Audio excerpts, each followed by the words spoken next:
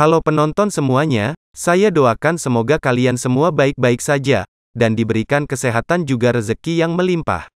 Sebelum lanjut ke videonya, Mimin mau mengucapkan terima kasih kepada yang sudah like, subscribe, dan sering komen di channel ini, tapi bagi yang belum like dan subscribe, silakan tekan tombol like, subscribe, dan nyalakan lonceng notifikasinya, semoga itu menjadi amal kebaikan buat kalian semua, dan langsung dibalas oleh Allah Subhanahu wa Ta'ala. Karena itu menjadikan Mimin lebih semangat lagi untuk mengupload video-video terbaru tentunya. Cerita berlanjut, Gu Qinfeng berkata, tapi itu hanya sampai sekarang, dan mulai sekarang, aku tidak akan menghormati Buddha lagi, tidak akan sedikit pun. Mulai sekarang, aku memiliki permusuhan dengan kalian para Buddha di langit barat. Hanya ada pilihan hidup dan mati, apakah itu kau yang mati, ataukah aku yang akan hidup? Tentu saja, Dasing pun langsung mengeluarkan keringat dingin, setelah Gu Qinfeng menyatakan permusuhan ke Buddha di langit barat, dan bertanya, tapi kenapa kau melakukan itu? Gu Qinfeng menjawab, hari ini, kau sebaiknya melenyapkanku dengan segala cara. Jika kau tidak dapat melenyapkanku, kalian akan mempertanggungjawabkan semua perbuatan yang kalian lakukan kepadaku, pada saat itu.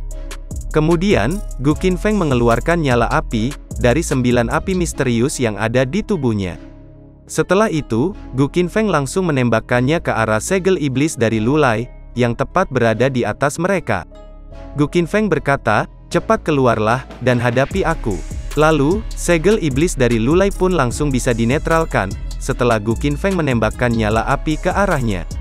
Kemudian, segel iblis dari Lulai pun hancur berkeping-keping, dikarenakan kekuatan nyala api yang terbuat dari 9 api misterius milik Gu Qinfeng itu, terlalu overpower. Gu Qinfeng berkata, dengan segel sekecil itu kalian ingin memenjarakanku, jangan buat aku tertawa. Cepat keluar, dan muncul di hadapanku. Kemudian, Gu Qinfeng pun terkejut, karena mendengar Fa Zhen yang berkata, dasar kau makhluk jahat. Lalu, muncullah sosok inkarnasi dari Lulai di sana, dan berkata, lancang sekali perbuatanmu itu, semoga Buddha menyelamatkanmu. Melihat itu, Gu Qinfeng berkata, oh, rupanya inkarnasi kemurkaan dari Lulai yang muncul, apakah kau berencana melakukannya sendiri? Lalu, Gu Qinfeng pun langsung merapalkan mantranya. Melupakan sang Buddha, hati yang membunuh, pikiran kekerasan, api penyucian, hati sura, dewa api penyucian. Dari Lulai, hari ini aku akan membuka matamu. Biarkan aku melihat penjelmaan kemurkaanmu yang sebenarnya. Kemudian, dari Lulai merapatkan kedua tangannya, dan berkata, dasar makhluk jahat, kau sungguh sudah gila. Lalu, dari Lulai pun bersiap untuk menyerang Gu Qinfeng, setelah mengeluarkan senjata miliknya. Dari Lulai berkata, makhluk jahat, matilah, dan serahkan nyawamu kepada Buddha. Melihat inkarnasi kemurkaan dari Lulai bersiap untuk melenyapkannya, Gu Qinfeng pun berkata, hanya olehmu seorang diri, jangan buat aku tertawa. Kemudian, Gu Qinfeng mengeluarkan energi spiritualnya, dan berkata, pengorbanan darah ke laut penyucian, roh mati yang tidak ada habisnya. Melihat itu, Dasing pun terkejut dibuatnya, dan berkata, suara melolong ini, roh mati menangis mendesis, ini buruk. Dia mengeluarkan roh mati dari dalam tubuhnya, dan itu ada di mana-mana. Apakah ini api penyucian? Benar ini api penyucian, mengapa dia bisa menggunakan api penyucian? Kemudian, Gu Qinfeng berkata, lautan api penyucian yang tak berujung, dan jiwa-jiwa mati yang tak berujung ini, aku ingin melihat, bagaimana kau bisa memurnikannya. Inkarnasi dari Lulai menjawab, sang Buddha memberitahu diriku, semua bodhisatwa dan mahasatwa harus menundukkan pikiran mereka dengan cara ini. Semua makhluk hidup, jika mereka terlahir dari kelembaban, jika mereka berubah bentuk, jika mereka memiliki bentuk, jika mereka tidak berwarna, jika mereka memiliki pemikiran, dan jika tidak ada pikiran, aku akan membuatmu memasuki nirwana tanpa residu, dan menyimpannya. Jika ada makhluk hidup yang tak terukur, tak terhitung, dan tak terbatas yang akan dilenyapkan, tidak akan ada makhluk hidup yang tidak akan dilenyapkan. Jika bodhisatwa memiliki penampilan-penampilan manusia, semua makhluk hidup akan. Mendengar semua itu, Gu Qinfeng pun menyela perkataannya, dan berkata, Buddha dari langit barat, apakah menurutmu dengan mengundang tubuh murka dari Lulai Matahari Agung, untuk merapalkan mantra pemurnian dunia dari Lulai Matahari Agung, itu dapat melenyapkanku? Buka matamu, dan lihatlah dengan jelas. Sementara itu, Dasing yang terjebak di antara pertarungan mereka, dia pun terkejut, karena melihat Gu Qinfeng mengeluarkan sesuatu. Kemudian, Gu Qinfeng memfokuskan energi spiritual di matanya, dan berkata, biarkan kita mengenal satu sama lain. Lalu, Gu Qinfeng mengeluarkan iblis miliknya, dan kembali berkata, ini adalah inkarnasi murka iblis Asyura milikku. Tentu saja, tubuh Dasing pun langsung gemetaran setelah melihatnya, dan berkata, Sang Buddha, itu benar-benar inkarnasi murka Asyura yang jahat. Kemudian, Gu Qinfeng berkata, dengan pemujaan pengorbanan darah, aku memanggilmu, inkarnasi murka Asyura. Aku seorang Buddha sejati, tidak ada iblis di dunia ini, aku adalah iblis sejati, apa yang dapat Sang Buddha lakukan kepadaku? Akulah dewa yang sebenarnya, mendominasi segalanya, aku menunggu hidupku bebas, yang berani berdiri tegak.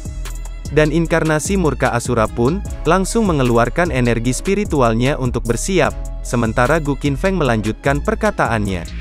Jika langit menekanku, aku akan menghancurkannya, jika bumi menahanku, akan aku hancurkan bumi, jika ada yang lebih kejam dariku, aku akan lebih merajalela daripada yang lainnya. Lalu, karena saking besarnya energi spiritual, yang dikeluarkan oleh inkarnasi murka Asura, Dasing pun menjadi kesulitan mempertahankan posisi tubuhnya. Dasing berkata, energi spiritual ini sangat mengerikan, aku hampir kehilangan kesadaranku. Gu Qinfeng kembali berkata, nasibku terserah pada diriku, bukan ditentukan oleh dewa. Aku ingin bisa menutup mataku lagi hari ini, aku ingin tempat ini mengubur hatiku. Aku ingin semua makhluk tahu apa yang kumaksud, dan aku ingin para Buddha menghilang. Aku ingin bisa menutup mataku lagi hari ini. Aku ingin tempat ini mengubur hatiku. Aku ingin semua makhluk tahu apa yang aku maksud, dan aku ingin para Buddha menghilang. Kemudian, setelah merapalkan mantra itu 2 kali, Gu Qinfeng pun menyatukan energi spiritual miliknya, dengan energi spiritual inkarnasi murka Asyura. Lalu setelah itu, ledakan yang besar pun terjadi di sana, sehingga, membuat inkarnasi kemurkaan dari Lulai dan juga Dasing menjadi silau karenanya. Dasing berkata, Gu Qinfeng menghilang, kemana dia pergi? Melihat itu, Fazen pun berkata, langit barat muncul, dan sumber Buddha yang tak berujung turun, untuk menghakimi dan melenyapkannya. Bahkan jika dia mampu, dia tidak akan bisa menahannya. Seharusnya dia sudah mati, tidak, benar-benar lenyap, dia benar-benar lenyap, aku sangat yakin itu. Mendengar itu, Dasing pun tertawa, dan berkata, haha, dia mati katamu. Fazen, kau benar-benar mengira dia sudah mati, dan dilenyapkan oleh inkarnasi murka dari Lulai. Fazen, apakah kau tahu iblis malapetaka Asyura itu? Apakah aku harus memberitahumu, atau kau memang benar-benar tidak tahu? Pernahkah kau mendengar bahwa tidak ada kehidupan dan tidak ada kematian? Pernahkah kau mendengarnya? Tahukah kau, kepada siapa kata-kata ini merujuk? Jika kau tidak tahu, aku dapat memberitahumu, bahwa tidak ada kehidupan dan tidak ada kematian.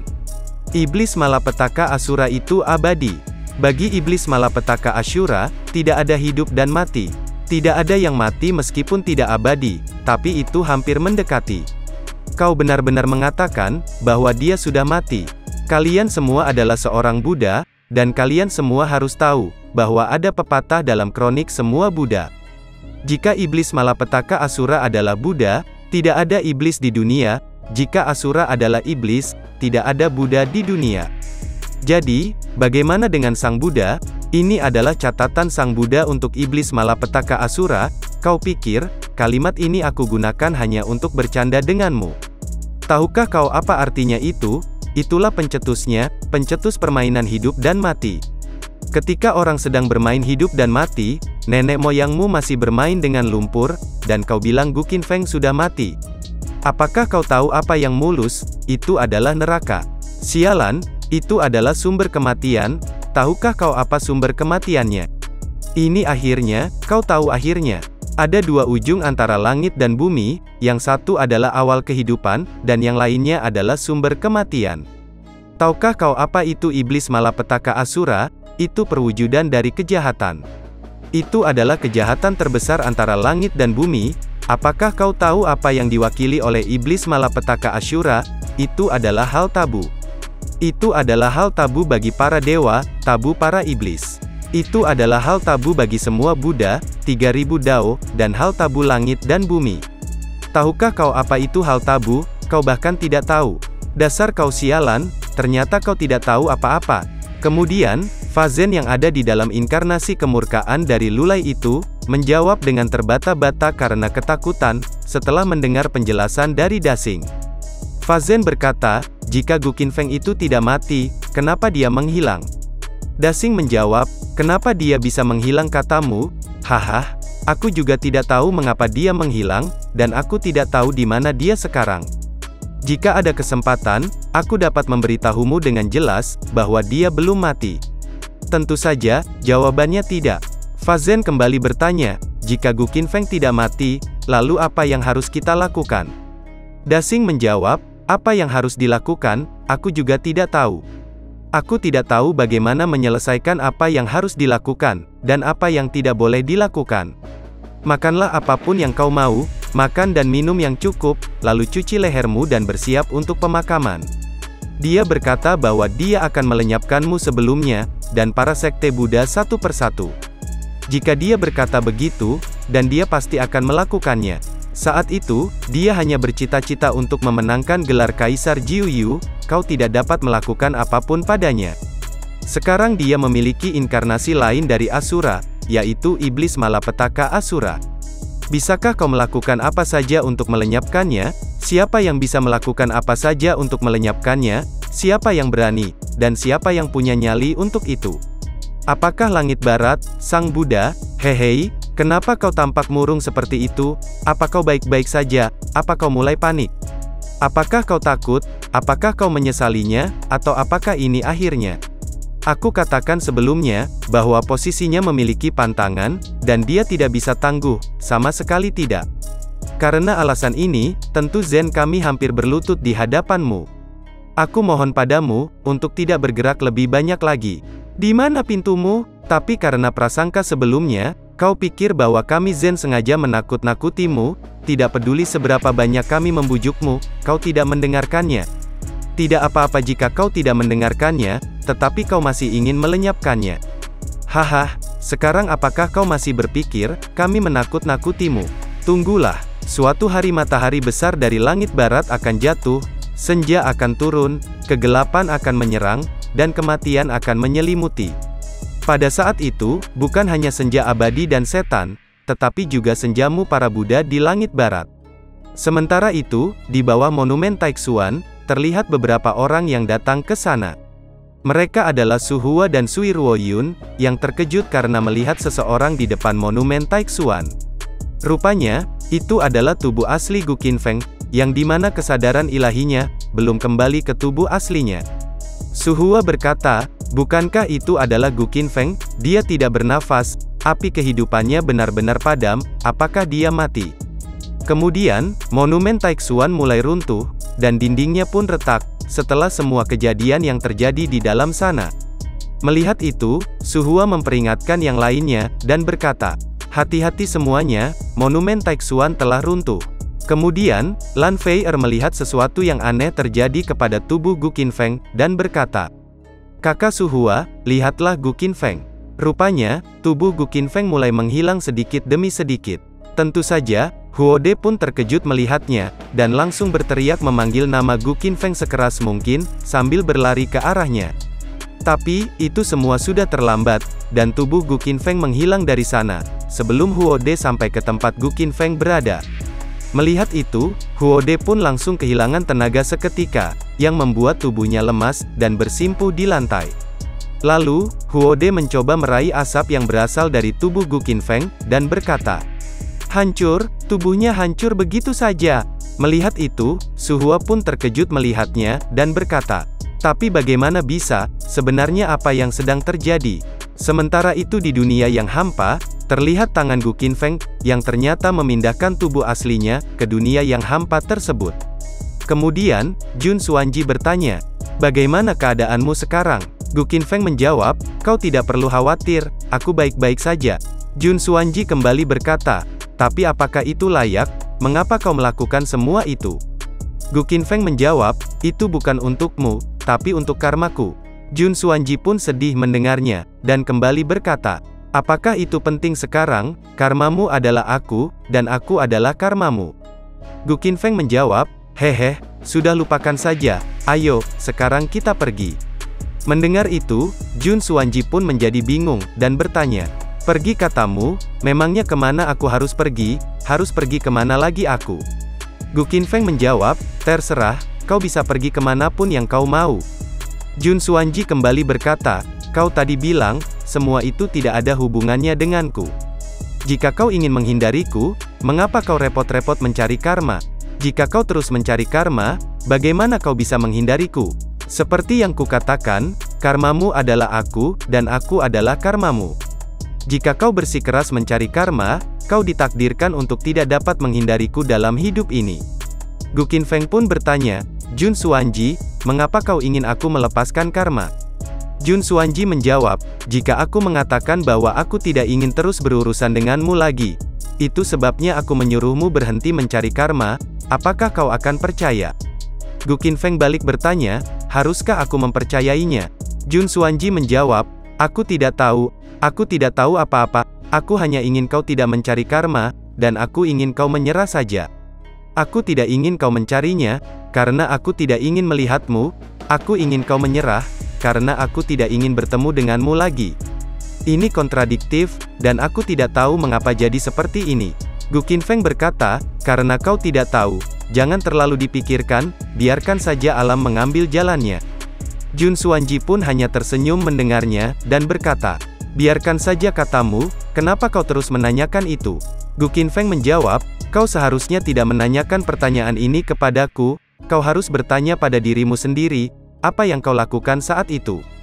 Izinkan aku memahami secara mendalam, arti dari kata karma. Aku ingin mencari karma, bukan semua karenamu, tapi pasti karenamu. Jun Xuanji kembali berkata, karena aku ya, kenapa ini terjadi, bagaimana ini bisa terjadi? Mengapa, kenapa, karena aku, kenapa? Aku hanya ingin memotong karma denganmu. Kenapa pada akhirnya, pencarian karmamu akan dimulai karena aku, kenapa seperti itu? Apakah aku harus terus memotongnya? Aku telah memutuskan karma, aku yakin, aku telah memutuskan karma. Kenapa lagi karena aku, mengapa dan kenapa seperti ini? Melihat Jun Xuanji yang seperti itu, Gu Qinfeng pun hanya menatapnya tanpa berkata sepatah kata pun. Sementara Jun Xuanji, dia terus berteriak-teriak, dan bertanya-tanya mengapa semua ini terjadi. Kemudian, Jun Xuanji mengingat sesuatu, dan berkata, aku sepertinya ingat sesuatu. Saat itu, setelah aku berpisah darimu, aku pergi mencari diriku sendiri. Aku menemukannya, aku benar-benar menemukannya, dan aku tahu itu, aku tahu semuanya. Tapi kenapa, aku tiba-tiba malah tersesat lagi? Hilang, tersesat, ini aku yang mencoba tersesat. Benar, bukan karma yang membuatku tersesat, ini aku yang ingin hilang, aku yang ingin melupakannya. Siapa aku, aku seharusnya tidak bangun, seharusnya aku tidur, terus tidur, kenapa aku malah bangun? Persetan dengan itu, semuanya lautan penderitaan, ternyata semuanya lautan penderitaan, ternyata benar, semuanya benar. Apakah kau lupa tentang aku? Apakah itu benar? Kemudian, Jun Xuanji langsung mendekap Gu Qinfeng, dan melanjutkan perkataannya. Apa kau lupa? Kau bahkan lupa dirimu sendiri. Bagaimana kau bisa mengingatku? Kau bilang, biarkan aku menunggumu. Aku akan menunggumu, aku akan selalu menunggumu. Bahkan selama berabad-abad, bahkan jika lebih dari berabad-abad, aku akan selalu menunggumu. Dan tubuh Jun Xuanji pun perlahan memudar, setelah mengatakan apa yang dia ingat kepada Gu Qinfeng. Melihat itu, Gu Qinfeng tetap tidak mengatakan apapun, meski Jun Xuanji berkata akan menunggunya, berapa lama pun itu. Gu Qinfeng berkata di dalam hatinya, apa yang tak pernah terlupakan, apa yang tak pernah hilang, lautan penderitaan katanya, dan dia selalu menungguku. Terlepas dari hal-hal ini, aku perlu untuk memurnikan sifat jahat iblis malapetaka Ashura sesegera mungkin, jika tidak hanya Jun Xuanji yang akan hilang, tetapi aku juga akan hilang. Kemudian, Gu Qinfeng mendengar suara seseorang yang mengatakan Amitabha di belakangnya. Gu Qinfeng bertanya, "Yo biksu tua, ternyata kau belum tidur." Suara biksu tua itu kembali berkata, sifat jahat iblis malapetaka Ashura mengikis kehendak spiritualmu, dan kau masih memiliki semangat untuk bercanda dengan biksu tua ini. Gu Qinfeng kembali berkata, kalau tidak, mengapa kau tidak mengajariku cara untuk menekan sifat iblis malapetaka Ashura ini? Biksu tua menjawab, sifat jahat dari iblis malapetaka Ashura itu mengerikan, bahkan biksu tertua di dunia ini pun tidak akan sanggup menekannya. Gu Qinfeng kembali berkata, hal ini tidak cukup, karena tidak dapat ditekan, maka kehendak spiritualku pasti akan terkikis. Biksu tua menjawab, di antara langit dan bumi, hanya kaulah yang layak dan cocok atas kebebasan Sang Buddha. Gu Qinfeng kembali berkata, Sang Buddha katamu, biksu tua, jika aku ingat dengan benar, kau pernah berkata bahwa kau bukan seorang Buddha. Atau haruskah aku mengatakan bahwa kau bukan lagi seorang Buddha? Biksu tua menjawab, Gu Qinfeng, karena kau sudah tahu, kenapa repot-repot bertanya padaku?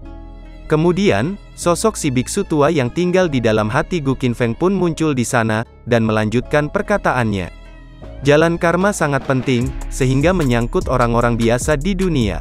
Juga sangat penting, karena menyangkut 3000 dao, dan bahkan lebih besar, menyangkut sumber langit dan bumi.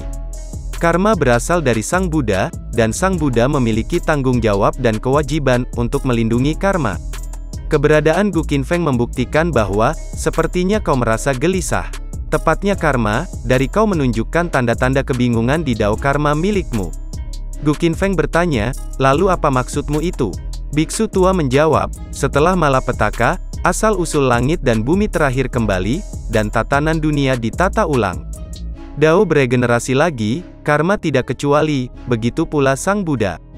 Sang Buddha masih tertidur lelap dan belum bangun, dia tidak menyadari apa yang dilakukan olehmu. 8 aliran agama Buddha yang bertanggung jawab atas langit barat, hanyalah murid Buddha, yang hanya mengetahui secara dangkal tentang karma. Gu Qinfeng kembali bertanya, aku mengerti, Sang Buddha dari langit barat sedang tidur karena malapetaka, dan satu-satunya yang ingin membunuhku adalah beberapa pengikut agama Buddha. Apa maksudmu itu menyuruhku membiarkan mereka pergi? Biksu tua menjawab, meskipun aku ingin kau membiarkan mereka pergi, aku juga tahu itu prinsip darimu. Tiba-tiba ada salah satu dari 8 aliran agama Buddha langit barat yang menyerangmu. Bahkan jika biksu tua ini membujukmu, kau juga tidak mau mendengarkannya. Gu Qinfeng kembali berkata, ternyata, sekarang kau tahu harus berkata apa. Biksu tua menjawab, sayangnya, mengapa kau tidak mengajukan pertanyaan itu dengan sengaja? Gu Qinfeng kembali berkata, biksu tua, aku tidak terlalu pintar, aku benar-benar tidak tahu apa yang kau bicarakan. Biksu tua menjawab, inkarnasi murka dari Rulai sangat penting bagi Sang Buddha, dan aku berharap, kau akan mengembalikan itu kepada Sang Buddha. Mendengar itu, Gu Qinfeng pun langsung tersenyum sinis dan berkata, haha, biksu tua, bagaimana kau bisa mengatakan itu? Apa bedanya bagiku, bahwa inkarnasi murka dari Rulai sangat penting bagiku? Lalu, biksu tua memintanya kepada Gu Qinfeng, dan berkata, Gu Qinfeng, kau harus mengembalikan itu kepadaku. Gu Qinfeng menjawab, sudah kubilang, kau menemukan orang yang salah. Aku mengakuinya, aku memiliki sedikit minat pada penjelmaan kemurkaan dari Rulai, dan aku sangat ingin menculik penjelmaan kemurkaan dari Rulai. Tetapi kau juga tahu, pada saat itu, para Buddha dari langit barat mengirimkan penghakiman tanpa akhir, untuk membunuhku secara paksa. Dan pada saat itu, aku hanya berpikir untuk bertahan hidup. Jadi, aku tidak peduli dengan penjelmaan dari Rulai. Biksu tua kembali berkata, dari Rulai sedang tertidur lelap, meskipun penjelmaan murka dari Rulai telah terbangun, ia baru saja terbangun. Sangat lemah, dan tanpa dukungan dari Rulai. Inkarnasi murka bahkan lebih lemah, bagaimana bisa menghentikan gerakanmu, untuk melahap kekuatan supernatural yang begitu tinggi? Gu Qinfeng balik bertanya, biksu tua, kau sepertinya mengatakan bahwa, kau tidak akan ikut campur dalam urusan langit dan bumi bukan? Terutama, jika aku mengingatnya dengan benar tentang ajaran Buddha, kau mengatakan bahwa, kau bukan lagi seorang Buddha. Jadi, semua urusan Buddhis tidak ada hubungannya denganmu. Biksu tua menjawab, biksu tua ini memang mengatakan hal-hal seperti itu. Tetapi aku dulunya adalah seorang Buddhis, dan dari Rulai adalah simbol Sang Buddha. Sekarang, kau ingin menyempurnakan inkarnasi dari Rulai yang murka, aku benar-benar tidak bisa hanya duduk diam saja. Gu Qinfeng kembali bertanya, menyempurnakan katamu. Biksu tua, matamu yang sebelah mana, yang telah melihat inkarnasi kemurkaan dari Rulai ingin aku sempurnakan. Terlebih lagi, itu adalah penjelmaan kemurkaan dari Rulaimu. Betapapun beraninya aku tidak berani menyempurnakan penjelmaan kemarahan dari Rulai itu. Aku memiliki keberanian, tetapi aku tidak memiliki kemampuan seperti itu. Biksu tua menjawab, jangan berbohong kepadaku lagi. Biksu tua ini tahu bahwa kau melihat inkarnasi murka dari Rulai di dunia pikiran Buddha. Kau telah merencanakan untuk melahap dan memurnikannya di dalam tubuhmu. Gu Qinfeng kembali berkata, "Ho, itu bisa dikatakan bahwa biksu tua kau sedang berada dalam kesulitan, karena situasiku ini bukan. Aku baik-baik saja, apa yang dilakukan oleh inkarnasi murka dari Rulai? Kau pikir, aku adalah sebuah telur yang tidak berguna?" Biksu tua menjawab, ada benih alami yang penuh vitalitas di tubuhmu, dan ada juga benih misterius yang mati dan aneh. Dan kau juga telah mengembangkan Tai Chi Golden Orb yang sangat jahat. Selain itu, kau secara khusus mempraktekkannya jika ada bahaya, dengan membuat Tai Chi Golden Orb yang tidak ada habisnya. 9 api Jiu Yu milikmu memang kuat, tetapi di hadapan keberadaan misterius dan tidak dikenal ini, 9 api misterius milikmu ingin menekannya. Ini sedikit tidak berguna, belum lagi, ada keberadaan seperti iblis malapetaka Asura, dan tentu saja ada juga giok tulang nirvana. Kau tidak pernah percaya pada keberadaan apapun, termasuk biksu tua ini, kau selalu mencari keseimbangan. Keseimbangan yang membatasi satu sama lain, dan menekan satu sama lain. Bagimu, semakin rumit situasimu, semakin aman dirimu. Semakin kacau semakin seimbang, oleh karena itu, saat kau melihat inkarnasi murka dari Rulai, dia sudah menggerakkan pikirannya. Awalnya, kau masih memiliki sedikit rasa hormat terhadap Sang Buddha, tetapi, karena para murid Buddha di Tanah Suci Langit Barat itu terlalu bodoh, sembrono, dan cerita pun bersambung.